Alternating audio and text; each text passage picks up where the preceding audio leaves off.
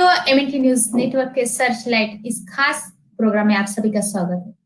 Searchlight एक ऐसा programme है जिसमें हम बहुजन समाज के रिसर्च स्कॉलर से मिलते हैं, उनके अध्ययन को लेकर बात करते हैं, उनका पीएचडी तक का सफर जानने की कोशिश करते हैं और उन्होंने जो जिस विषय में अध्ययन किया है, जिस विषय में उन्होंने पीएचडी की है, वो विषय क्यों चुना गया, किस तरह से वो सामाजिक परिप्रेक्ष्य में आगे काम का है, या फिर वो समाज हितों में हम किस तरह से इस्तेमाल कर सकते हैं, इन सब चीजों को लेकर हम बात करते हैं।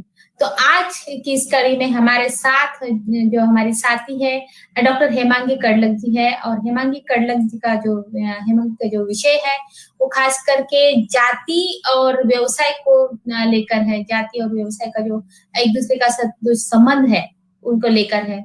हम देखते हैं कि भारत में जो जाति व्यवस्था है उसी के आधार पर आज भी बहुत सारे व्यवसाय किए जाते हैं। ऐसे ही खास अगर हम देखा जाए ऑक्यूपेशन के तौर पर, तो सफाई कर्मी किसी खास वर्ग से हो, खास जाति से बिलोंग करते हो, ये एक देखा जाता है। और सफाई कर्मियों में हम देखते हैं कि पढ़े लिखे होने के बावजूद भी उनको खास करके गवर्नमेंट की भी जब एड निकलती है तो वहां पर लिख कर आता है कि अगर आपके पेरेंट्स या फिर आपके घर से कोई सफाई कर्मी हो तो आप इसके लिए ज्यादा काबिल माने जाते हैं। बहुत बहुत स्वागत है डॉक्टर हेमांगी आपका सर्चलाइट में। सर्चलाइट में आते वक्त आपका जो विषय है, आपके अध्ययन का विषय, उस विषय के बारे में हम जानना चाहेंगे। क्या विषय रहा है आपका? पहले तो सबको जय भीम। मेरा जो विषय है जो सफाई कर्मचारी के ऊपर है, जो कास्ट एंड ऑक्यूपेशन, मतलब जो व्यवसाय और कास्ट के आधार पर जो व्यवसाय अभी तक है उसके ऊपर है, और उसका असर उनके बच्चों के जीवन पे कैसे हुआ है। मोस्टली जो हायर स्टडीज में जो फर्स्ट जनरेशन है उनके ऊपर कैसे हुआ है उसके ऊपर।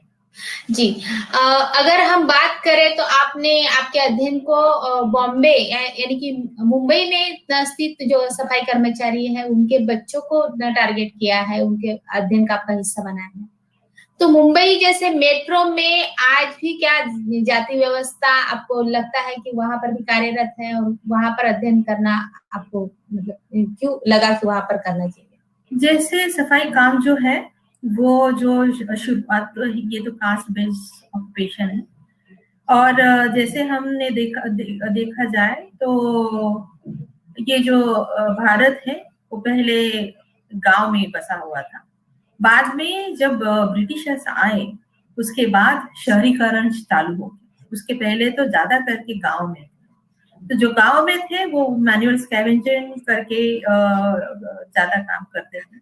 जैसे ही ब्रिटिशर्स आए उन्होंने ये जो ऑक्यूपेशन है उसको सिस्टमेटाइज किया है, उसको एक व्यवसाय के ढांचे में लाया गया है। वो जब आए तब उन्होंने रेलवे शुरू की, उन्होंने पोस्ट ऑफिसेस शुरू की, उन्होंने कंटोनमेंट शुरू किए। वो दरमियान उनको ऐसे कोई बंदे चाहिए थे जो सफाई का काम करे। तो जब उन्होंने स्टडी किया और उनको पता चला कि जो सफाई काम करने वाले जो लोग हैं वो कोई नहीं तो यहाँ के लोअर कास्ट या ऑप्रेस सेक्शन वाले जो लोग हैं, तो उन्होंने फिर उनको एक ऑक्यूपेशनल एक पोस्ट निकाला, और उसके बाद ये जो है ये ऑफिशियल रिक्रूटमेंट चालू हो। उसके पहले ये ऑफिशियल रिक्रूटमेंट था नहीं। इसके कारण जो अर्बनाइजेशन जो है वो ज्यादा करके या मेट्रोपॉलिटन सिटी या जो मेट्रो सिटीज है वहां पे तो इनका जो ज्यादा परसेंटेज में आपको पाया जाएगा। तो ऑब्वियसली जो अर्बनाइजेशन है वहां पे तो उनका प्रॉब्लम है या उनका जो अस्तित्व है वो रूरल एरिया से भी ज्यादा है। अगर हम किसी अध्ययन की बात करें तो ज्यादातर अध्ययनकर्ता, शोधकर्ता जो है वो ऐसा टॉपिक चुनते हैं जो एक तो उनके पर्सनल लाइफ में उन्होंने देखा है, सहा है, या दूसरा होता है कि जो अभी तक जो अध्ययन हुए उसमें कोई गैप है, या जो करंट इश्यूज होते हैं इस तरह से वो कुछ देखते हैं। आपने अध्ययन के लिए खासकर सफाई कर्मियों के बच्चों को लेकर, उच्च शिक्षा में जो बच्चे उनको लेकर अध्ययन करना चाहिए, ऐसा आपको क्यों लगा? ये इसकी जो शुरुआत है ये एक वॉलंटरी काम से शुरू हुआ है मेरा टॉपिक।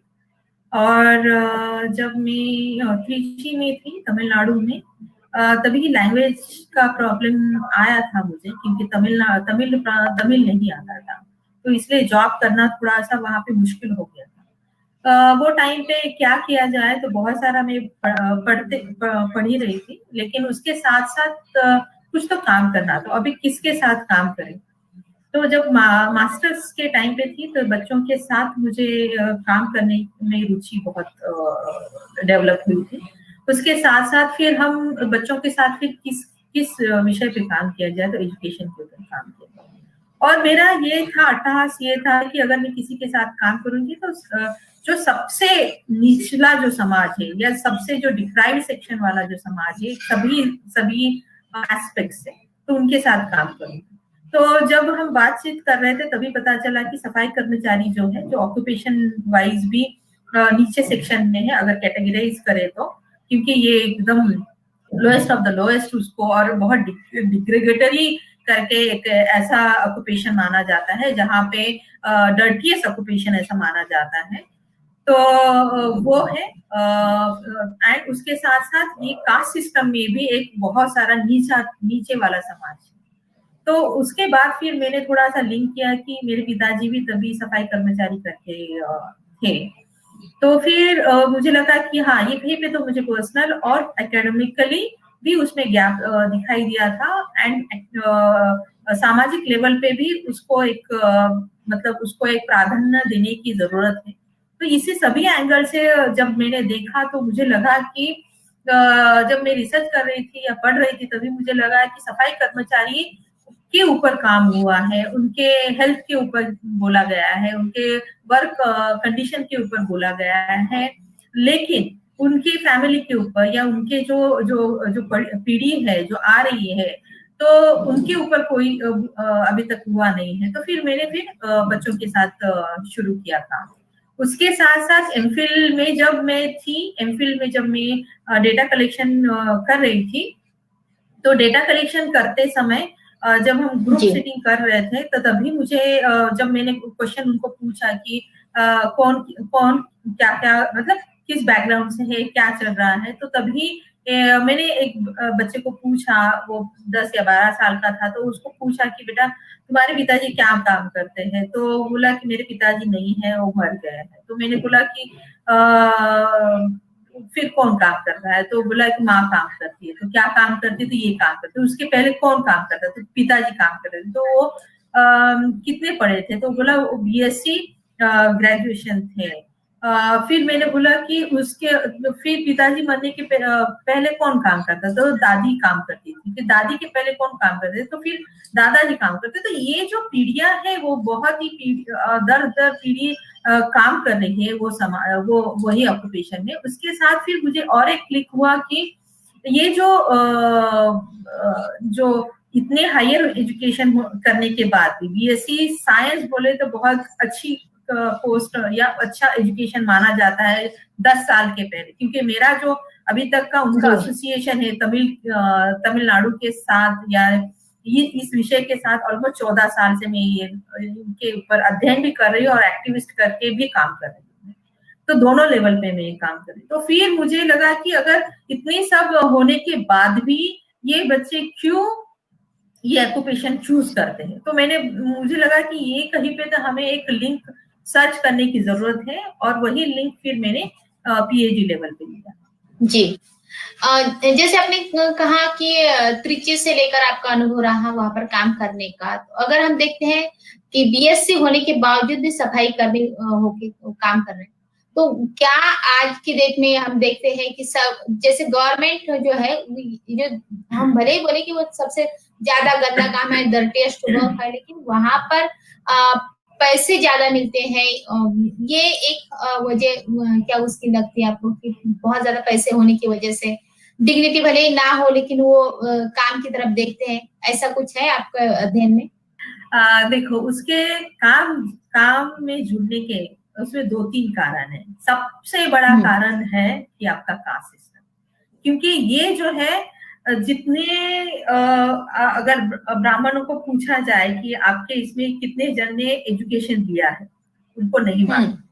इतनी पीढ़ियां उन्होंने एजुकेशन ली है, उसी तरीके से सफाई कर्मचारी, किसी भी सफाई कर्मचारी को आप पूछेंगे कि इसके पहले कौन कौन काम करता था, उनको नहीं याद आएगा। तो ये जो है ये तो उनके पुरखों से चला हुआ एक काम है। तो ये जो है उनको एक ऑब्वियस वर्क है, मतलब करना ही है आपको। अगर दूसरा आपको कोई काम नहीं मिल रहा है, या अगर आपको एजुकेशन नहीं है, या एजुकेशन होने के बाद आपको दूसरा कुछ काम नहीं मिल रहा है, तो ये काम तो है ही। दूसरी बात ये है, ये बहुत इजीली मिलने वाला काम है, क्योंकि ये काम आपको ब्राह्मण, बनिया, क्षत्रिय या फिर और भी कोई इवन ओबीसी कास्ट के भी देखो या मराठा कास्ट के भी देखो, कोई भी नहीं आएगा। इवन एसटी भी बहुत कम आते हैं। ये जो बहुत मतलब मोर देन 95% अगर आप देखा जाए तो शेड्यूल कास्ट, बस यही लोग आते, उससे और ज्यादा लोग यहाँ पे नहीं आते। वो भी कब आने लगे कि जब मैनुअल स्कैवेंजिंग कम हुआ, अर्बनाइजेशन थोड़ा थोड़ा बढ़ने लगा, और उसके साथ साथ थोड़ा पॉलिश होने लगा ये काम।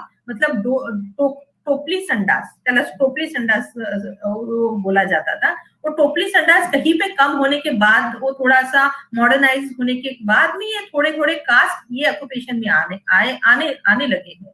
वो एसटी थोड़ा सा मिलेंगे, ओबीसी थोड़ा, मराठा वगैरह तो बहुत कम। मतलब ये बाकी के कास्ट आपको नहीं मिलेंगे, ब्राह्मण, बनिया वगैरह तो वो तो छोड़ ही दो आप। तो ये तो है, ये मतलब आपका एससी लोगों का एकदम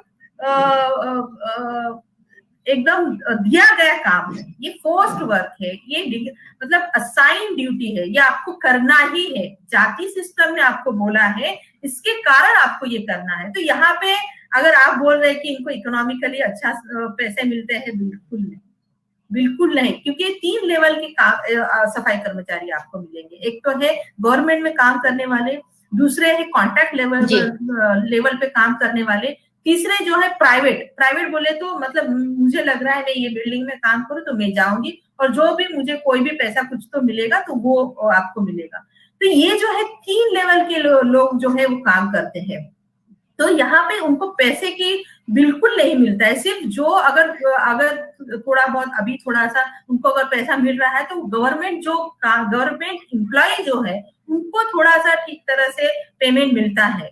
लेकिन अदरवाइज उनका पेमेंट का या इकोनॉमी का और ये ऑक्यूपेशन में आने का कुछ भी लिंक नहीं। अगर मैं यहाँ पे 2 एग्जांपल दूं, एक तो ये है जब मुझे अभी भी याद आता है, क्योंकि ये अभी मैं बहुत अपने पूरे सराउंडिंग इसमें कनेक्ट करती हूँ ये विषय को। जब मैं चाल में रहती थी, तो जब बचपन में, तो मुझे अभी तक याद है, एक मातंग समाज का एक बंदा आता था, वो भी एससी में आता है, मातंग समाज भी एससी में आता है।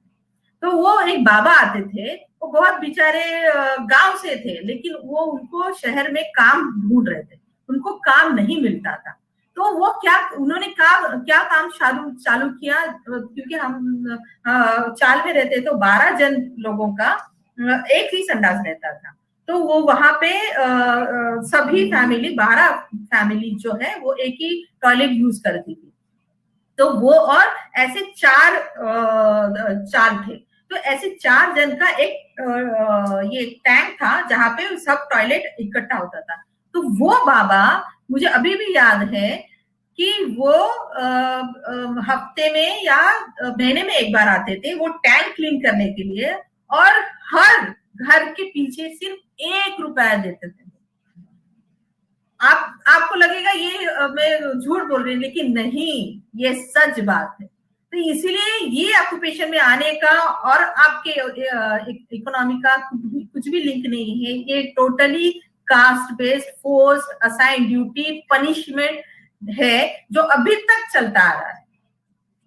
जी, आपने कहा कि ये कास्ट बेस्ड एक तरह से फोर्सफुली किया जाता है। अगर हम देखें कास्ट सिस्टम को लेकर, यहाँ पर डॉक्टर बाबा साहब अम्बेडकर ने बहुत ज्यादा काम किया है, और उन्होंने जो है हमें मतलब सलाह दी है अपने लोगों को कि जो गंदे काम है, जो आपको डिग्निटी नहीं देते, आपको जो अपमानजनक जिसको बोल सकते हैं, ऐसे सारे काम अपने छोड़ देने चाहिए।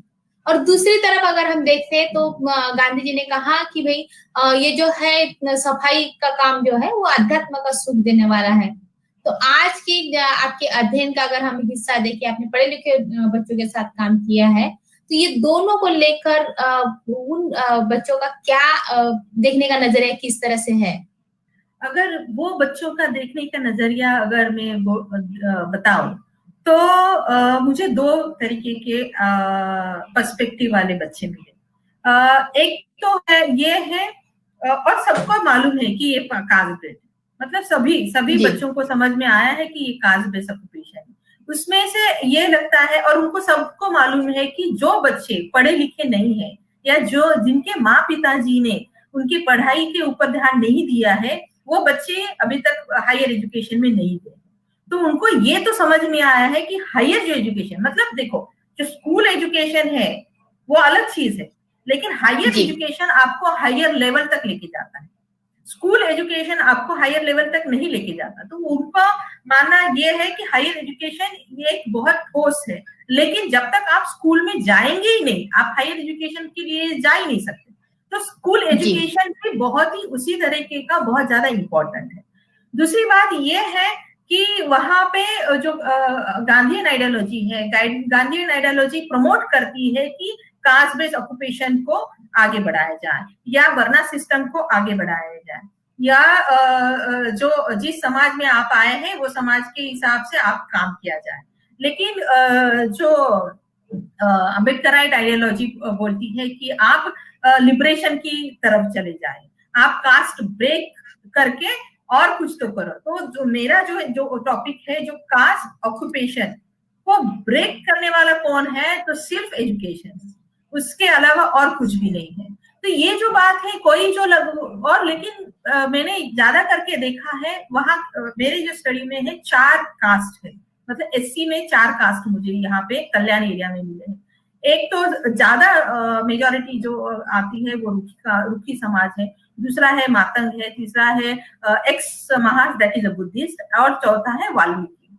तो ये जो है जैसे कि रुखी समाज वाले बोलो या वाल्मीकि वाले बोलो, तो ये अभी तक हिंदुआइज पगड़े में है। तो उनको लगता है कि गांधी वॉज अ सेवियर, मतलब वो आपको एक ये करने वाला है। लेकिन धीरे धीरे उनको थोड़ा समझ में आ रहा है, जैसे एक्स महा से जो बुद्धिस्ट है, या अभी रुखी समाज में भी आप थोड़ा सा देखेंगे परसेंटेज थोड़ा कम है, लेकिन वो उनको समझ में आया है। सबको लगता है कि डॉक्टर बाबा साहेब अम्बेडकर ने उनके लिए सिर्फ उन्हीं जब वही इंसान है जिसके कारण उनको एजुकेशन मिल रहा है या जिनके कारण उनको अच्छे से ऑपरेशन में जा रहे हैं। लेकिन दूसरी बात ये है, जो अभी भी गांधीयन आइडियोलॉजी पे बिलीव करते हैं, वो अभी भी ये जो ऑक्यूपेशन है उनको लगता है कि नहीं, ये होना चाहिए, हम जाने के बाद हमारे बच्चों को मिलना चाहिए। तो ये जो है ये 2 तरीके के आपको ये लोग मिलेंगे। लेकिन जो हायर एजुकेशन वाले हैं वो ज्यादा करके इंक्लाइंड हुए हैं कि अम्बेडकराइट आइडियोलॉजी के ऊपर, और जो जिनको समझ में नहीं आया है एजुकेशन का मतलब, तो वो जो है वो अभी भी गांधीयन आइडियोलॉजी के इसमें थोड़ा सा अटक गए हैं। आपने 4 जातियों के साथ अध्ययन किया है खास करके, तो अगर हम देखें तो अभी जो हायर एजुकेशन में है, तो सफाई कर्मी के बच्चे हायर एजुकेशन में रेशो के तौर पर अगर देखें तो हम किस तरह से उसको एक्सप्लेन कर सकते हैं? अगर हमें देखा जाए तो कल्याण में मुझे 11 स्लम्स एरिया थे जहाँ पे सफाई कर्मचारी के लोग ज्यादा करके हैं। तो उसमें से मुझे 38 जो हायर एजुकेशन में जाने वाले बच्चे हैं वो मिले। कोई जब मैं डेटा कलेक्शन कर रही थी वो दरमियान कोई बच्चे हॉस्टल में पढ़ रहे थे, या कोई बच्चों ने मुझे इनकार किया, बोले कि नहीं, कोई बच्चों ने इनकार किया, कोई बच्चों के पेरेंट्स ने इनकार किया कि हमें इंटरव्यू नहीं देना है। तो अगर ऐसे कुल मिला के अगर हम देखा जाए तो 45 के ऊपर या मतलब 50 के अंदर में ही आपको सब बच्चे मिलेंगे जो हायर एजुकेशन में है। तो आप समझ लीजिए अगर एक स्लम एरिया का जो पॉपुलेशन है कम से कम 1500 टू 2000 के आसपास है, क्योंकि उनके हर घर में ज्यादा से ज्यादा 6 से ज्यादा ही लोग रहते हैं। तो ऐसे 11 है, मतलब 2-2 हजार का भी एक स्लम एरिया पकड़ लो, तो ऐसे 11 स्लम एरिया है। तो 11 स्लम एरिया में से और 2-2 हजार के ऐसे मतलब 22,000 के आसपास अगर आप पकड़ लो, उसमें से सिर्फ मुझे कितने मिले, आप पकड़ लो 50 पकड़ लो, 50 स्टूडेंट्स मिले। तो 50 स्टूडेंट्स कितने 22,000 के इसमें 50 स्टूडेंट, तो इसका रेशियो देखो, तो इनका जो परसेंटेज है वो बहुत कम है। ये तो नहीं के बराबर परसेंटेज हुआ अगर फर्स्ट जनरेशन भी है तो। ये जब हम हायर एजुकेशन की बात कर रहे हैं तो ये हायर एजुकेशन को आप मतलब अपना ग्रेजुएशन लेवल बोल रहे हैं आफ्टर ग्रेजुएशन बोल रहे हैं? सो 12th स्टैंडर्ड के बाद जो होता है वो आपका डिग्री चालू होता है, तभी ये हायर एजुकेशन। 12th स्टैंडर्ड तक आपको हायर एजुकेशन में नहीं माना जाता, तो 12th के बाद जो है वो आपका डिग्री चालू होता है। तो मेरे स्टडी में जो है वो 12th के बाद वाले पोस्ट ग्रेजुएशन तक है, उसके ऊपर तो कोई पढ़ा नहीं है, पोस्ट ग्रेजुएशन के बाद कोई पढ़ा नहीं है। लेकिन 2 लड़कियां ही सिर्फ मुझे मिली है जो उनको इच्छा है कि उनको पीएचडी करने का है। तो एक है रुखी कास्ट की जो है, और एक है बुद्धिस्ट, लेकिन उसमें भी उसका भी जो अपब्रिंगिंग है वो उसके माँ पिताजी के घर में नहा रह के वो उसके मौसी के घर में रहती थी, मतलब आत्या के घर में रहती, बुआ के घर में रहती थी। तो उसका जो कल्चर है वो पूरा क्रिश्चियनाइज्ड हुआ है। तो ऐसे भी कुछ 2-3 केस ऐसे मुझे मिले कि 2 केसेस ऐसे मुझे मिले कि जो भले उनके जाति पे ऐसा लिखा है कि वो एक रुखी कास्ट की है या फिर वो एक बुद्धिस्ट है, एक समाज है, लेकिन प्रैक्टिस वो करते हैं वो क्रिश्चियनिटी। तो कहीं पे रिलीजन का भी इम्पैक्ट वहां पे दिखता है। रिलीजन का इम्पैक्ट किस तरह से, मतलब थोड़ा एक्सप्लेन करके बताएंगे आप? अच्छा, तो यहाँ पे मुझे 3 तरीके के रिलीजन मिले हैं। एक तो हिंदुइज्म फॉलो करने वाला एक रिलीजन है, दूसरा जो है बुद्धिस्ट फॉलो करने वाला एक रिलीजन है, और तीसरा जो है वो है क्रिश्चियनिटी फॉलो करने वाला रिलीजन। लेकिन क्रिश्चियनिटी फॉलो करने वाला हार्डली 2 या 3 केसेस है, उससे ज्यादा नहीं है। हिंदुइज्म जो है वो फॉलो करने वाला ज्यादा मेजोरिटी है, और जो मोस्टली एक्स महास है वो बुद्धिज्म के ऊपर बुद्धिज्म ज्यादा फॉलो करता है। लेकिन अदरवाइज जो वाल्मीकि है या रुखी है वो अभी भी हिंदुइज्म रिचुअल्स बोलो या आइडियोलॉजी बोलो, अभी भी मतलब इवन बुद्धिस्ट में भी मैंने देखा है कि वो अभी भी भगवान वगैरह को या जत्रा वगैरह को जाने वाले, भले उन्होंने कन्वर्ट या बाबा साहब को मानते हैं या वो बोलते हैं कि हम बुद्धिस्ट है, लेकिन उनका जो कल्चरल पैटर्न है वो अभी भी थोड़ा सा बुद्धिस्ट या हिंदुइस्ट के इसमें है ऐसा। जी, अगर हम इस तरह से अगर कास्ट सिस्टम को तोड़ने की आपने कहा कि ये जो एजुकेशन है वो एक जरिया है कास्ट सिस्टम को तोड़ने का, या फिर जाति आधारित जो काम है उसको तोड़ने का, अगर ये आपके अध्ययन को हम आधार मानते हैं तो ये जो 50 नंबर के मतलब 50 जो बच्चे हैं जो हायर एजुकेशन में हैं, इनमें से अगर हम देखें तो, क्योंकि आपने पहले उदाहरण दिया त्रिची में जो आपको अनुभव आया, बीएससी हुआ है और फिर भी सफाई कर्मी का काम कर रहा था, अभी के अगर हम देखें तो ऐसे कुछ आपको मिला कि अभी जो सफाई कर्मी है या फिर उनके पेरेंट्स जो है वो पढ़े लिखे हैं और फिर भी सफाई कर्मी हैं, ऐसा आपके मतलब खासकर कल्याण या थाने के एरिया में जो अध्ययन का पार्ट है 22,000 की जो पॉपुलेशन है उसमें कुछ ऐसे आंकड़े आपको नजर आए? मुझे पर्सनली कोई बंदा ऐसा मिला नहीं है, लेकिन जब मैंने सफाई कर्मचारियों के साथ जब मैं काम करती थी तो वो बोलते थे कि हाँ मैडम एक नया बंदा आया है वो जो एमकॉम किया है, तो हार्डली 1 या 2 रहेंगे, उससे ज्यादा मतलब हायर एजुकेशन वाले नहीं दिखेंगे आपको। तो 1 या 2 या 3 ऐसे मतलब बहुत गिने चुने हैं। तो मुझे नहीं लगता है कि हायर एजुकेशन वाले अभी ये इसमें आ रहे हैं, क्योंकि क्या है ना, जब आप मेट्रोपॉलिटन सिटी में रह रहे तो आपको जॉब करने के ऑप्शंस बहुत हैं। जैसे अभी मॉल्स आए हैं या फिर बहुत सारे डिप्लोमा वगैरह कर लेते हैं, तो कुछ ना कुछ उनको मिल जाता है। तो मेरे स्टडी में तो मैंने मतलब पर्सनली मैं ऐसे किसी बंदे से मिली नहीं। जैसे मैं त्रिची में थी, त्रिची में जैसे वो जो बच्चा है वो मुझे पर्सनली मिला कि उसके थ्रू मुझे पता चला कि उसके पिताजी इसमें है, लेकिन ऐसे अभी मुझे कल्याण में तो ऐसा कोई नहीं मिला जी जो हायर एजुकेशन में है और ये काम है। लेकिन मुझे ऐसे सफाई कर्मचारी से मिले कि 2-3 रहेंगे। कास्ट सिस्टम को अगर तोड़ना है तो एजुकेशन आपने कहा, लेकिन साथ में आपने ये भी कहा है कि गांधीयन जो आइडियोलॉजी है उसका भी प्रभाव ज्यादा है। तो अगर गांधीयन आइडियोलॉजी का प्रभाव है तो वो अध्यात्म का सुखी सफाई कर्मी में आ सकता है, तो इसमें हम जानने की कोशिश करें। दूसरा हम जानने की कोशिश करेंगे कि ये जो आपके जो 22,000 की पॉपुलेशन में आपने सर्वे किया है, आपका रिसर्च रहा है, तो किस तरह के सवाल बच्चों से आपने पूछे कि जिसमें आपको लगा कि ये बहुत मुश्किल है? जैसे आपने कहा कि कुछ बच्चों ने तो इनकार कर दिया था इंटरव्यू देने के लिए, तो ऐसे कोई सवाल जो बच्चों ने इनकार किया उसको जवाब देने में, या फिर आपको बहुत दिक्कत आई? अगर ओवरऑल जो अगर मैं बोलूं तो ओवरऑल ऐसे कुछ दिक्कतें नहीं आई, क्योंकि बहुत कोऑपरेटिव थे, सफाई कर्मचारी भी बहुत कोऑपरेटिव थे, उनके बच्चे भी बहुत कोऑपरेटिव थे, और वो हमेशा वेलकम करते थे मेरा कि अच्छा हुआ आपने ये काम, मतलब हमारे पास कोई आता नहीं है और इस तरीके का स्टडी कोई करता नहीं है, तो बहुत सारे वेलकम थे। लेकिन ऐसे 2 केसेस में बताना चाहूंगी। एक तो है वो जो बंदा है वो जो रूखी कास्ट का है, तो मुझे किसी ने जब स्नोबॉल सैंपलिंग में हमें पता चलता है इसको, तो फिर इसको पूछो, मतलब ऐसे ऐसे ऐसे पता चलता है। तब मैं जब इसका इंटरव्यू हुआ, एक बंदे का हुआ, उसकी बहन का भी हुआ, तो बोले कि मैडम यहाँ पे भी है उसके, आप उसका भी इंटरव्यू ले सकते हैं। तो मैंने बोला ठीक है। तो फिर मैंने बोला और रहता कहाँ है? तो बाजू में ही रहता था। तो मैं उसके घर में गई, उसकी माँ बहन और भाई वगैरह ऐसा कोई था। तो मैंने बोला कि कहाँ है? बोले नहीं है, वो भाग गया था। मतलब मैं उसको समझ में आया, जब भी मैं आती थी उसला मेरे वो भाग जाता था, ये मुझे बाद में पता चला। तो फिर मैंने उनको बोला कि मुझे ना उसका नंबर दे दो। तो मैंने एक बार उसको फोन किया कि मैंने बोला कि आपने मुझे आपका एक इंटरव्यू लेना है, तो मैं ये ऐसे विषय पे काम कर रही, तो बहुत गुस्सा हुआ।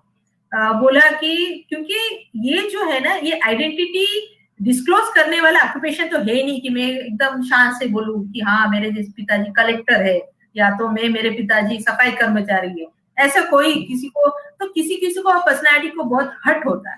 तो इसलिए वो बोला, वो बहुत गुस्सा हुआ कि नहीं नहीं मेरे पिताजी ये काम नहीं करते, आपको किसने बताया, और मुझे आपको इंटरव्यू नहीं देना है, ये वो, इसके बाद मुझे आप फोन मत करो वगैरह। मैंने सुन लिया क्योंकि मुझे मालूम है ये ऐसे रिएक्शंस बहुत ऑब्वियस है।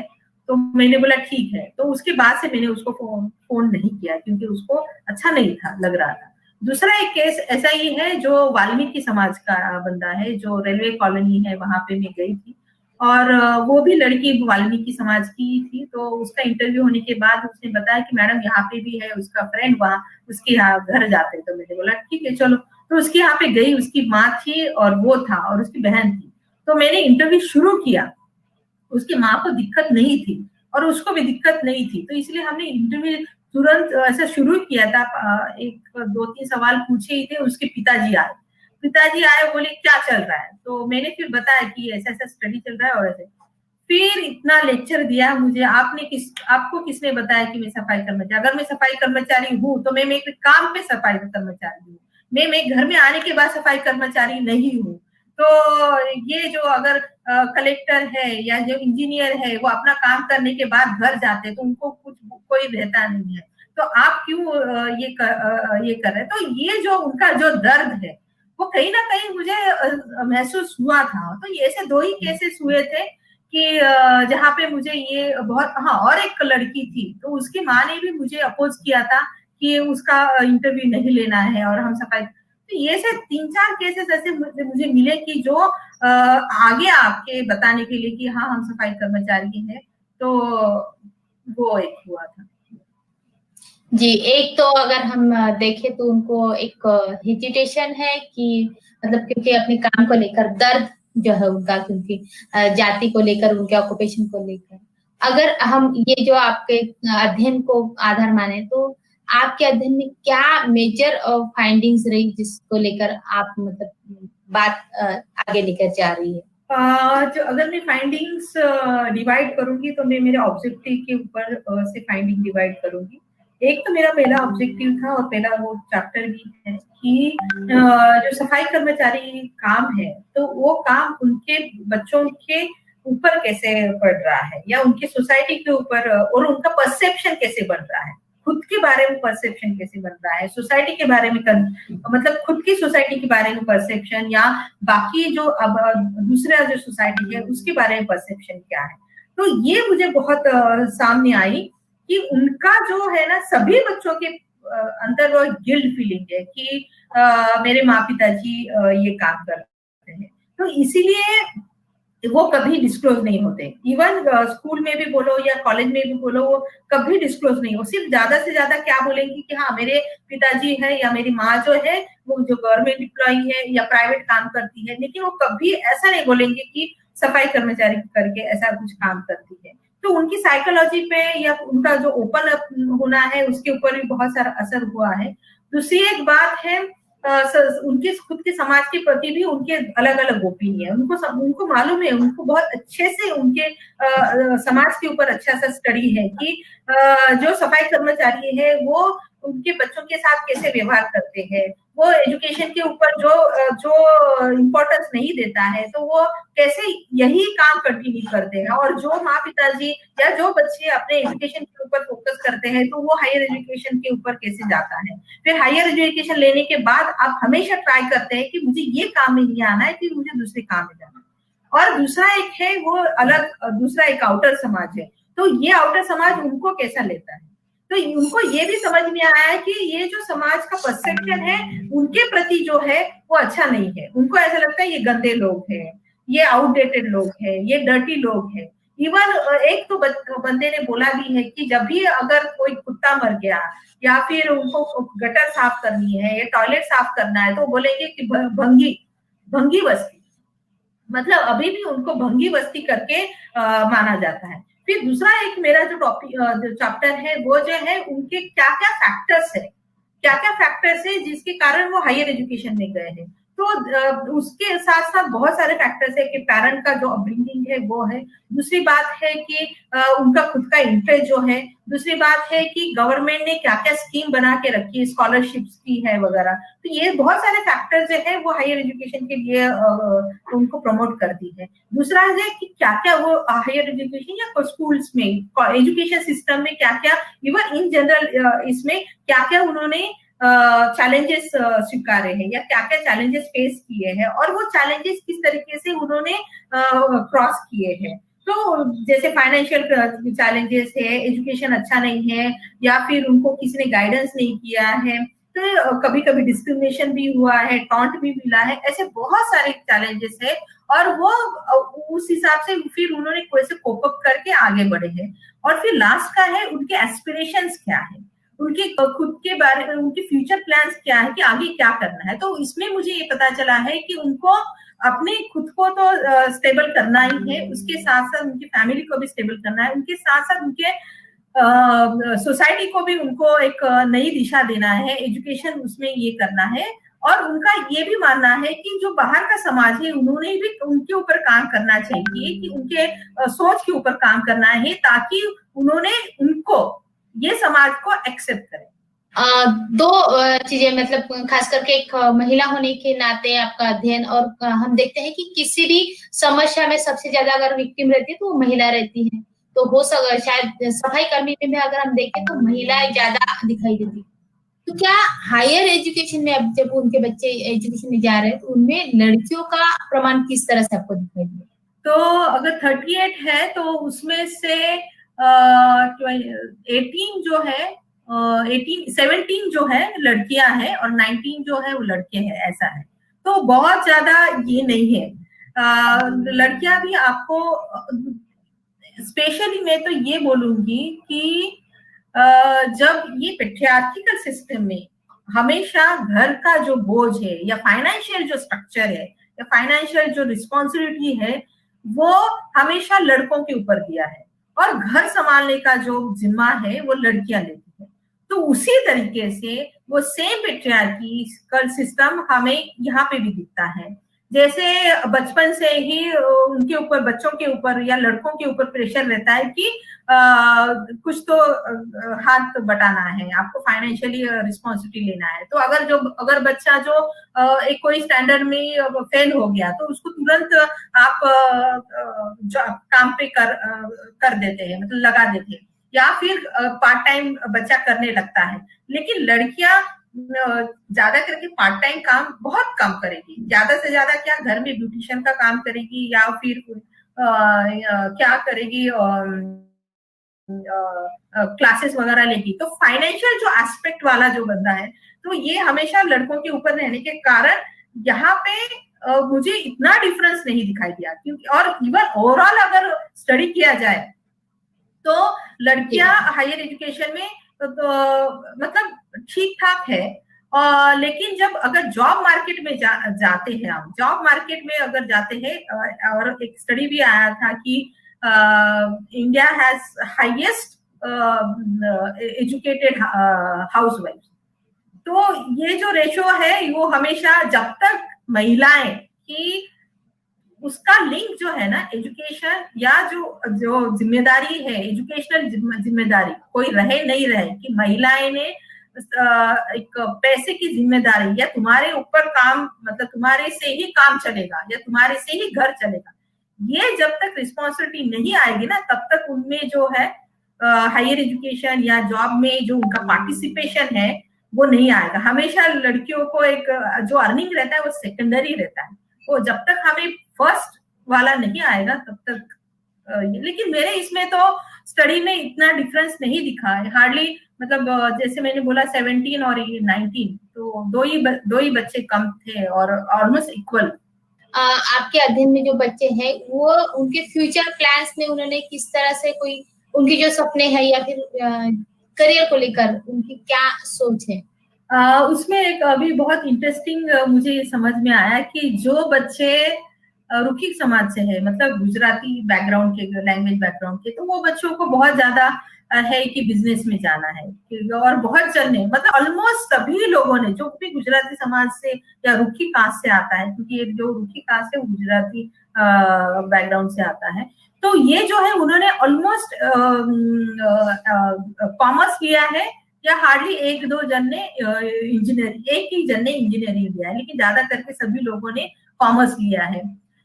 वैसे ही अगर बुद्धिस्ट है वो बच्चों ने, या लड़कियां मैंने मोस्टली देखी है कि आर्ट्स फील्ड में चली जाती है। तो ये जो है, तो आर्ट्स फील्ड का मतलब स्कोप थोड़ा सा जॉब मार्केट में थोड़ा कमी है। तो और वाल्मीकि समाज की भी जो है वो, वाल्मीकि समाज के ज्यादा तो है नहीं है, और महात्म समाज के भी जो है वो आर्ट्स में ज्यादा है। अगर हम देखें तो आपने, क्योंकि महाराष्ट्र में है तो आपने ये 4 कास्ट का लिया है, आप जब त्रिची में थे तो क्या कास्ट मतलब जो है एक ही रिलीजन से बिलोंग करती थी, अलग अलग रिलीजन से जो सफाई करनी थी? जब मैं त्रिची में थी तो अरुंधतियार समाज जो है, उसको चकलियार भी बोला जाता है, तो अरुंधतियार मतलब हाईएस्ट, परिया जो है वो बहुत कम मिलेंगे, बहुत मतलब 1% 2% मिलेंगे, लेकिन चकलियार या जो अरुंधतियार है वो ज्यादा से ज्यादा ये है। बस 2 ही कास्ट मुझे वहां पे ज्यादा करके डोमिनेंट दिखे, मतलब जो है डोमिनेंट जो है वो अरुंधतियार का है। आजकल जो ये जो जनरेशन आ रही है, मतलब आप जैसे जो लोग आ रहे हैं अपने अध्ययन को किताब के रूप में लाने का प्रयास कर रहे हैं, तो क्या आप भी ऐसा कुछ प्लान कर रहे हैं अपने अध्ययन को लेकर? हाँ, मेरा सोच तो है, बहुत जन ने भी बोला है कि करना चाहिए, तो लेकिन मालूम नहीं, लेकिन मेरा सोच तो है, कोई बोलते हैं पेपर निकालो, कोई बोलते हैं बुक निकालो, तो स्किल तो हो सकता है अभी आएगा भी। जी जी, बहुत बहुत हमें इंतजार रहेगा आपके बुक का। हम आपके अध्ययन को लेकर अगर बात करें तो उसको आगे लेके जाने के लिए क्या प्रयास आप कर रही है, या फिर आने वाले जो रिसर्चर है उन्होंने आपके अध्ययन को किस तरह आगे लेके जाना चाहिए, ऐसा लगता है? अभी ये जो विषय है, सफाई कर्मचारी का विषय है, ये कभी मेरे लिए विषय नहीं है, वैसे मैं बोलना चाहती हूँ। ये मतलब ये सिर्फ एकेडमिक विषय नहीं रह गया है ये मेरा, क्योंकि अभी ये ज्यादा 14 साल से ज्यादा इस लोगों के साथ में काम कर रही हूँ, इस विषय के साथ, मतलब ग्राउंड लेवल पे, फील्ड लेवल पे भी काम कर रही हूँ, एक्टिविस्ट लोगों के साथ काम कर रही हूँ, एकेडमिशियन लोगों के साथ काम कर रही हूँ। तो ये तो मेरा अभी, मुझे तो लगता है ये मेरा लाइफ लॉन्ग, मतलब मरते दम तक ये विषय चलता रहेगा। तो ये कभी अभी बंद होने वाला विषय नहीं है, क्योंकि जो भी जितना भी रिसर्च मैंने 4 पेपर निकाले हैं वो, और अभी जो भी मैं पेपर लिख रही हूँ, तो वो भी सफाई कर्मचारी के ही ऊपर ही है। तो उसके साथ साथ दूसरे अगर विषय ऐड हो सकते हैं, लेकिन ये विषय तो कंटिन्यू रहेगा, मरते दम तक रहेगा अभी ये मेरा। दूसरी बात, क्योंकि इतना सारा मैंने उसमें जाके एकेडमिकली एक्टिविस्ट लेवल पे, मेरे पर्सनल लेवल पे बहुत सारा उसका अभी मतलब मैं डूब गई, मतलब मैं आप अभी बाहर निकल ही नहीं सकती उससे, ये एक बात है। दूसरी बात ये है कि और इस बाकी के लोगों, आने वाले रिसर्च ने क्या करना चाहिए, मतलब मेरे इससे क्या लेना चाहिए। एक तो ये बात है कि मतलब जब आप रिसर्च लेते हैं तो अलग अलग उसके कंपोनेंट्स रहते हैं, उसके बहुत अलग से एस्पेक्ट्स रहते हैं, उसके कारण आप चूज करते हैं। अभी ये मेरा 2-3 लेवल पे था, इसलिए मैंने ये लिया। अगर कोई जो रिसर्चर है ये अगर विषय लेना चाहते हैं तो ये फील्ड बहुत ओपन है और इसमें बहुत काम करने की जरूरत है। सिर्फ आपका इंटरेस्ट होना चाहिए। दूसरी बात ये है आपका इनडेप्थ एनालिसिस या इनडेप्थ उसका स्टडी होना चाहिए, और वो जो है वो नजरिया आप ही दे सकते हैं, वो तो कोई नहीं दे सकता। तो मुझे लगता है कि उन्होंने खुद होके और उसके ऊपर पढ़ना चाहिए और उसके एक्टिविस्ट के साथ काम करना चाहिए, लोगों के साथ रहना चाहिए, उनके साथ टाइम बिताना चाहिए। अपने आप समझ में आएगा कि और क्या करना है। पढ़ाई जो है, शिक्षा जो है, वो जाति व्यवस्था को या फिर जाति बेस्ड जो व्यवसाय है उसको तोड़ने का काम कर सकती है। तो सफाई कर्मी के बच्चों तक शिक्षा, मतलब क्योंकि आपने 22,000 बस्ती में देखा कि केवल 50 के आसपास ही बच्चे हैं जो हायर एजुकेशन में, तो अब बच्चों में पढ़ाई ज्यादा हो या फिर शिक्षा हर बच्चे तक पहुंचे, इसके लिए क्या क्या प्रयास करने चाहिए सरकार की तरफ से, और खास करके जो सामाजिक कार्यकर्ता है, जो बाकी जो समाज है उनकी तरफ से? देखो, हमें 3-4 लेवल पे काम करना चाहिए। एक तो गवर्नमेंट लेवल पे काम करना चाहिए, पॉलिसी लेवल पे। तो वो जो पॉलिसी है वो भले वो गवर्नमेंट की पॉलिसी हो या एनजीओ की पॉलिसी हो या कोई संस्था की, भले वो पॉलिटिकल हो, नॉन पॉलिटिकल हो या एनजीओ का काइंड हो, तो उन्होंने ये जो समाज को एक ठोस दरिया देना चाहिए। दूसरी बात ये है जो, क्योंकि अभी ये जो पीढ़ी आ रही है फर्स्ट जनरेशन है हायर एजुकेटेड के ऊपर किस तरीके स्कॉलरशिप के मुद्दे पे उनको आगे दिया जाए या उनको जॉब अपॉर्चुनिटी के इसमें कैसे उनको स्कोप दिया जाए, उसके ऊपर उन्होंने ज्यादा काम करना चाहिए। दूसरी जो बात है वो है उनके समाज के साथ कैसे काम करना चाहिए। तो उनके समाज के साथ तो मतलब एक बहुत स्ट्रक्चर वे से उनके साथ काम करना पड़ेगा। एक तो ये है कि उनके बस्तियों में जाके एजुकेशन का जो है वो इम्पोर्टेंस है वो ज्यादा मतलब करने की जरूरत है। दूसरी बात है उनके जो बस्तियों में, उस बस्तियों की स्कूल्स है तो स्कूल्स की क्वालिटी बढ़ानी चाहिए। जो प्राइवेट स्कूल्स में है जाते हैं तो उनको वहां पे एक स्कोप देना चाहिए। दूसरी एक बात है उनके हेल्थ के ऊपर भी काम करना चाहिए। तो बस्ती लेवल पे बहुत सारे काम करने की जरूरत है। दूसरी एक बात है आउटर जो समाज है, जो आउटर समाज है, उन्होंने उनकी जो मेंटालिटी है वो थोड़ी सी चेंज करनी चाहिए। उनको हेल्पिंग हैंड देना चाहिए और उनको जो बोलते हैं ना कि गंदे लोग हैं या भंगी बस्ती है, तो ये जो मेंटालिटी है इसके ऊपर थोड़ा सा उनकी साइकोलॉजी के ऊपर भी उन्होंने काम करने की जरूरत है। अगर ये जब तीनों जन एक दूसरे के साथ काम नहीं करेंगे तो ये जो प्रॉब्लम है वो सॉल्व होने वाला नहीं। अभी तो आप अलग अलग जगह जाकर आपके रिसर्च को लेकर पेपर प्रेजेंट करती है या फिर उस विषय पर हमेशा बात करती रहती है। आपने ये भी कहा कि अभी तो ये इसमें मैं पूरी तरह से डूब गई हूँ, इससे बाहर नहीं निकल सकती, क्योंकि ये ही मेरा जीवन का भी मकसद है कि ज्यादा से ज्यादा बच्चों तक हम मतलब सफाई करने के बच्चों को हम उसमें से बाहर निकालें और जाति व्यवस्था को तोड़ें। हम अगर आपकी तरफ देखें तो आने वाली जनरेशन भी हम आपसे प्रेरणा लेना चाहिए। आपने शुरुआत में कहा कि आपके पिताजी भी सफाई कर्मी थे, तो ये जो यहाँ तक का सफर है इसका मतलब किस तरह से आपको फैमिली का सपोर्ट रहा या फिर यहाँ तक पहुंचने के लिए आपका जो मोटिवेशन रहा वो क्या क्या रहा? जैसे मेरा घर में वैसे पढ़ा लिखा ऐसा कोई नहीं है। मेरे पिताजी 7th स्कूल ड्रॉप आउट है। माँ तो सिर्फ कुछ भी नहीं आता है, मतलब उसको हमने उसको मतलब साइन करना सिखाया। तो ऐसे बैकग्राउंड, और हम मतलब मेरा जन्म ही स्लम एरिया में हुआ है। फिर उसके बाद हम यहाँ पे, मेरे पिताजी यहाँ पे कल्याण में आए। तो उसके बाद का जो जर्नी है वो बहुत इजी नहीं है, बहुत डिफिकल्ट है, क्योंकि घर में हम जॉइंट फैमिली में पैदा हुए। तो जॉइंट फैमिली में हम 10 बाय 12 के घर में 10 से ज्यादा लोग एक घर में रहते थे। तो वहां पे पढ़ाई का जो माहौल हम देखते हैं वो ऐसा कभी नहीं रहता था, लेकिन उसके बावजूद भी हम कहीं ना कहीं पे पढ़ाई मतलब करते थे, क्योंकि पिताजी को लगता था कि पढ़ेंगे तो ही ये आगे बढ़ेंगे, क्योंकि नहीं तो ये कुछ आगे नहीं बढ़ेंगे। ना आपके पास धन दौलत है, ना आपके पास कुछ लैंड है, मतलब जमीन है या कुछ है, तो आपके पास कुछ भी नहीं, तो आपको आपके पास एक ही है कि आप पढ़ना है। तो हमेशा वो प्रोत्साहन तो रहता था कि आपको पढ़ना है, आगे जाना है। और दूसरी बात ये है, अभी भी मुझे याद है जब हम चाल में रहते थे, और जब 10th का एग्जाम बोलो, 12th का एग्जाम बोलो, या ग्रेजुएशन का एग्जाम बोलो, मतलब जो भी बोर्ड का एग्जाम रहता था, तो मेरे सामने वाले एक आंटी रहती थी, वो उसको तो मैं कभी जीवन में नहीं भूलूंगी, कभी जीवन में नहीं भूलूंगी। क्योंकि जब भी वो गांव, मतलब छुट्टियां रहती थी, जैसे क्रिसमस है या फिर दिवाली है या फिर मई महीना है, तो वो उनका पूरा परिवार चला जाता था, ऑलमोस्ट पूरा परिवार चला जाता था, और वो जो चाबी है वो हमारे घर में देते थे। इसलिए देते थे कि आपके बच्चों को पढ़ने के लिए थोड़ा सा जगह मिले।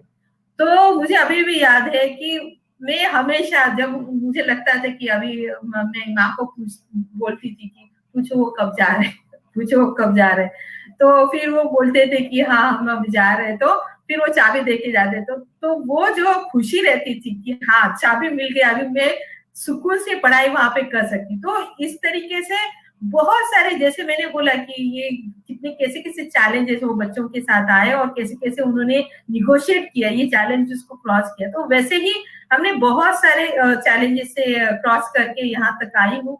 और ऐसे बहुत, मतलब स्कूल लेवल पे एक मतलब वहां पे किसका गाइडेंस नहीं था, क्या करना है क्या नहीं है, इकोनॉमिक भी थोड़ा प्रॉब्लम था।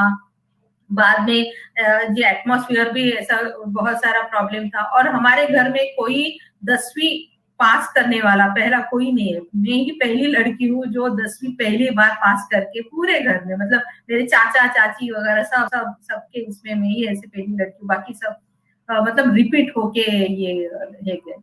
मेरे पिताजी नॉर्मल कॉलेज में मुझे जाने के लिए कर रहे थे, तो मेरी माँ गई, तो फिर उन्होंने देखा मेरा परसेंटेज अच्छा है, तो बोले आप यहाँ पे क्यों डाल रहे हो उसको, इसको तो अच्छे परसेंटेज है, आप इसको अच्छे कॉलेज में डालिए, जो मेन कॉलेज में, यहाँ पे सब रिपीटर आते हैं, मतलब जो डबल फेल हुए वो। तो फिर मेरी माँ घर आई, फिर इवन कौन से, मतलब मैंने इंग्लिश मीडियम में पढ़ाई किया 10th के बाद। तो 10 बाय 12 का मुझे अभी भी याद है, रात को वो मेरे बाजू में एक ब्राह्मण रहते थे, अच्छे थे, मेरी उनकी जो बहन की लड़की थी वो अभी भी मेरी बहुत अच्छी क्लोज फ्रेंड है। तो जब उसके 2 बच्चे, उनकी बीवी रात को 10 बजे आए, और हम सोए थे, हम सो के मतलब उठाया हमें उसने, और वो बोले कि इसको तुम क्यों इंग्लिश मीडियम में पढ़ा रहे हो, उसने 10th तक तो मराठी मीडियम में किया है, वो तो फेल हो जाएगी, आप इसको मत ये करो, उसका साल बर्बाद हो जाएगा, इसका आपका पैसा भी बर्बाद हो जाएगा। तो वो फिर मैंने बोला नहीं करना है तो इंग्लिश मीडियम में ही करना है। तो ऐसे बहुत सारी दिक्कतें, ग्रेजुएशन लेवल पे मैं मेरे कॉलेज में मैं टॉप आई, भले मैं मराठी मीडियम से हूँ, मेरा बैकग्राउंड कुछ नहीं है एजुकेशन, लेकिन मैंने मेरे कॉलेज में टॉप किया है। तो ये एक बहुत सारा अचीवमेंट है कि जब वो जो मतलब सिपाही लोग जब मेरे घर में आए, 2 सिपाही लोगों को सिर्फ लेटर देने के लिए मेरे घर में भेजा, तो मतलब वो बहुत चकित हो गए कि इसने कैसे इस घर में टॉप किया।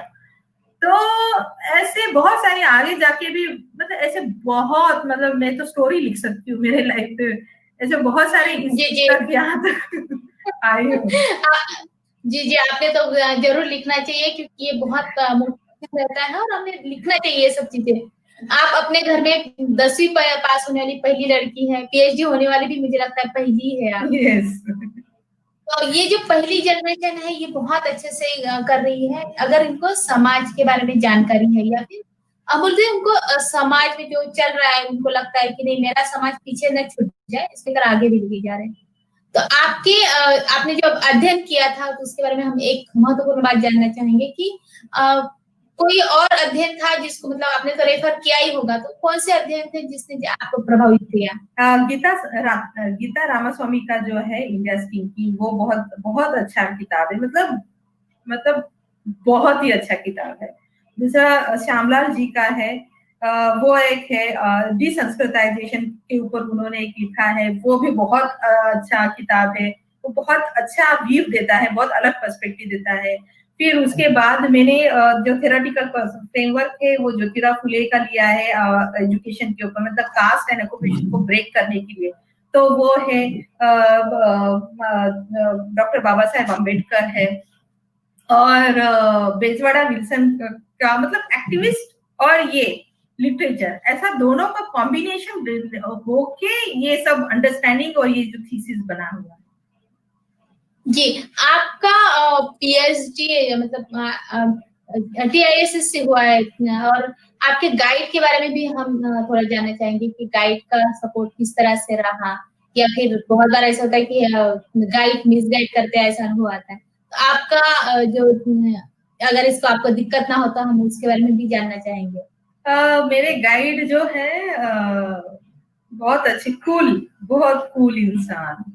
आपने किया नहीं किया, खुद आपको ही उनको बोलना पड़ता है, सर मैं आई हूँ अभी, आप देखो, तभी वो आपको वो बोले, आपके साथ बात करेंगे। तो और दूसरी बात, बहुत सबसे बड़ी बात जो है कि मुझे मालूम था मुझे क्या करना है, मुझे हर चीज मालूम थी मुझे क्या करना है, किस तरीके से करना है।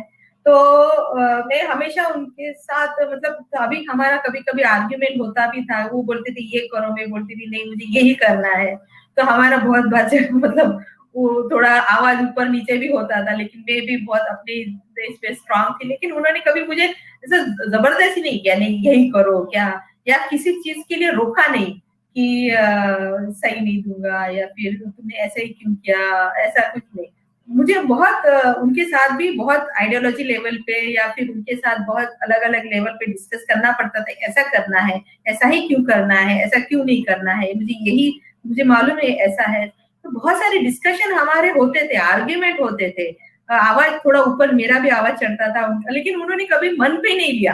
अगर मेरा आवाज भी ऊपर चढ़ता था या मैं बोलती थी बस मुझे नहीं करना है आपके साथ, लेकिन कभी उन्होंने मन पे नहीं लिया। तो अभी तक बहुत फ्रेंडली है, मतलब हम किसी भी विषय पे बात कर सकते हैं, एक्सरसाइज के ऊपर बात कर सकते हैं, आपकी तबीयत कैसी है, आपने क्या गोली खाई कि नहीं, मतलब बहुत फ्रेंडली लेवल का हमारा मतलब रिलेशनशिप। आपके पड़ोसी की बात सुनिए और अभी आपके गाइड के बारे में, तो मुझे लगता है कि ऐसे लोग जीवन में होने चाहिए जो आपको एक तरह से सपोर्ट करते हैं। अगर हम जाति व्यवस्था को तोड़ने की बात करें तो अभी मतलब स्वतंत्रता के मोर देन 75 ईयर्स में हो रहे हैं, तो हम इस दौर में किस तरह से अध्ययन होने चाहिए जो जाति व्यवस्था को तोड़ने का काम कर सकते हैं, ऐसा आपको लगता है? पहली बात तो अध्ययन में अभी अभी थोड़ा सा आ रहा है कि caste is one of the main component of this, और one of the main base of this caste, मतलब ये इंडियन सोसाइटी, ये थोड़ा सा, लेकिन बहुत जगह पे नहीं है। तो अगर आप कोई भी इन्वायरमेंट का इशू ले रहे हैं, या आपका आप लैंड का इशू ले रहे हैं, या महिलाओं का इशू ले रहे हैं, या चाइल्ड लेबर का इशू ले रहे हैं, या माइग्रेशन का इशू ले रहे हैं, मतलब ऐसे बहुत सारे ऐसे कुछ इशू है, मुझे ऐसा लगता है उनका जो आर्ग्यूमेंट ये कास्ट से शुरू होना चाहिए। जब तक ये आर्ग्यूमेंट कास्ट से शुरू नहीं होगा तब तक आप कास्ट ब्रेक नहीं करोगे। क्योंकि देखो, कास्ट के दो रूप हैं। एक तो है कास्ट जो कास्ट सिस्टम जो बरकरार रखने के लिए है, तो आप मॉब लिंचिंग बोलो, कास्ट एट्रोसिटी बोलो, कास्ट एक्सप्लॉयटेशन है, इस तरीके का एक कास्ट आपको दिखाई देता। दूसरा जो कास्ट है वो आपको तोड़ने के ऊपर काम करता है। तो ये जो मैं तो सबको यही बोलूंगी कि ये जो हम अध्ययन कर रहे हैं या जो भी कुछ आप विषय ले रहे हैं, तो उसका आर्ग्यूमेंट जो है वो कास्ट से शुरू करो, क्योंकि इंडियन सोसाइटी में जब तक आप कास्ट के ऊपर आर्ग्यू नहीं करोगे कोई प्रॉब्लम सॉल्व नहीं होने वाला, या कोई भी जो भी आप आर्ग्यूमेंट करोगे वो बहुत ऊपर ही हवाई वाला रहेगा, मतलब वो दिखावे वाला है, उसको एक ठोस बेस नहीं है। अगर कास्ट सिस्टम को तोड़ना है तो हमें मतलब अध्ययन में किस तरह से अध्ययन होने चाहिए, ऐसा आपको लगता है? अगर हमें देखा जाए तो अगर कास्ट जो दिखता है विजिबल ही फॉर्म में दो लेवल के हैं, एक तो है कास्ट एट्रोसिटी है, कास्ट डिस्क्रिमिनेशन है, तो उसके बहुत सारे अलग अलग आपको ये देखे, रेप, कास्ट बेस्ड रेप है, या फिर कास्ट बेस्ड आपके घर जलाए जाते हैं। लेकिन उसका जो आर्ग्यूमेंट आपके सामने जब क्या आता है कि माइग्रेंट लेबरर है, लेकिन माइग्रेंट का बेस कहाँ पे है, वो कौन से समाज से आए हैं, वो क्यों पुअर है, अगर गांव पूरा गांव का गांव या गांव में रेप होता है तो कौन से समाज के ऊपर, तो ये जो या अध्ययन में जो है, अगर एजुकेशन का टॉपिक ले रहे हैं, आप इन्वायरमेंट का टॉपिक ले रहे हैं, आप वुमेन का टॉपिक ले रहे हैं, आप माइग्रेशन का टॉपिक ले रहे हैं, आप कोई भी टॉपिक ले रहे हैं अध्ययन के इसमें, लेकिन जब तक आप उसका जो बेस है, उसका जो आर्ग्यूमेंट का बेस है, जब तक आपका कास्ट नहीं होगा तब तक उसका सॉल्यूशन मुझे नहीं लगता है आपको मिलेगा।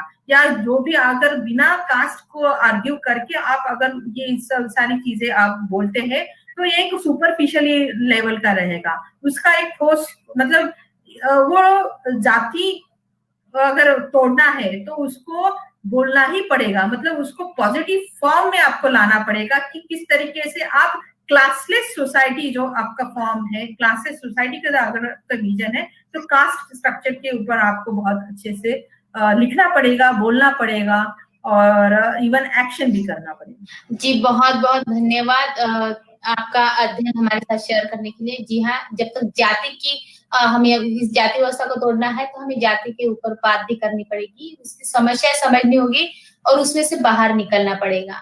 तो ये है हमारे साथ डॉक्टर हेमांगी कडलक, जिनके अध्ययन को लेकर हमने बात की है।